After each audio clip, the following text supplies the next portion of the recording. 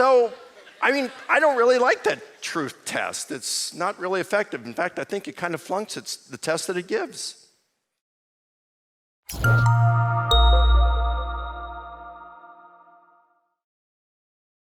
But suppose Islam is true. I'm in deep kimchi when I die. So I wanted to give this a lot of thought of my worldview. So the first thing I started to do was looking at some of the major worldviews out there. And you know what's interesting? Some of them provide tests for truth. For example, Islam says that if you want to know if Islam is true, the Quran says just try to write a surah, a chapter like one in the Quran. They're called surahs, not chapters. And there are 114 surahs in the Quran. The first one's an introductory one, and then they go from the longest down to the shortest. It doesn't progress as a narrative. It doesn't go chronologically. It's longest to shortest, and they're all individual surahs. They're not connected to one another. So if you want to take that test, all you have to do is to go to the final dozen of them, because they're very, very short, can be read in less than a minute. And you just look at them and say, can I create one just like this? So the Quran, here's what it says. If you are in doubt concerning what we have sent down unto our servant, then bring a surah like it and call your witnesses apart from God if you are truthful. There are 3 times in the Quran it makes this sort of this test that you can give to the Quran. So I figured, okay, I'm going to give that a shot.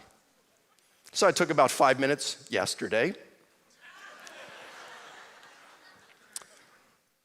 Now this is Surah 111. Now a guy named Abu Lahab was one of Muhammad's uncles. He was the wealthiest of all of his uncles, and he opposed Muhammad. So keep that in mind as we read Surah 111. May the hands of Abu Lahab perish. His wealth avails him not, nor what he has earned. He shall enter a blazing fire, and his wife, carrier of firewood, upon her neck is a rope of palm fiber. And that's a good reason to choose the right wife. So I figured, okay, that's a surah. Can I create one something like that? How about this? God will execute perfect justice on those who oppose him, but he is merciful to all who love him. Okay, I just created a surah. Well, now a Muslim may come back and say, now wait a minute. The Quran is written in Arabic, and it's beautiful the way it sounds when you recite it in Arabic. In fact, there's a really nice rhythm in Arabic as you read a surah. All right? So I took another 5 minutes. How about this one? The Lord repays the bad and good, accords to those by where they stood.